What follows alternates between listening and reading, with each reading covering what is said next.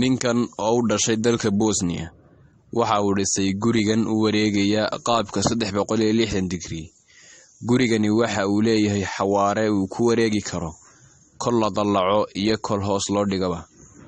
Waxaana uu gurigani ku shaqeynayaa mashiin, waxaana farsameeyay isla odaygani iyadoo ay ku qaadatay muddo 6 sanadood ah inuu dhiso gurigan cajiibka ah.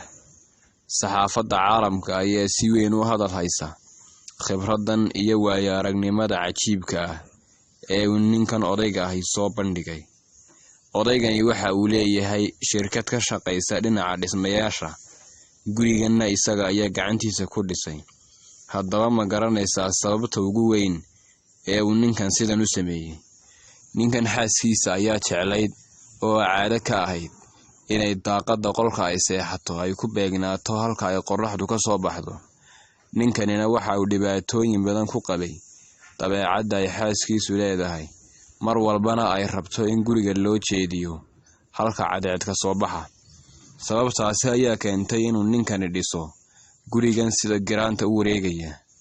Fadlan subscribe garee channelka, siina share garee muuqaalka, fikirkaagana comment ka soo dhiibo channelkana kala soco xogo iyo barnaamijyo kala duwan.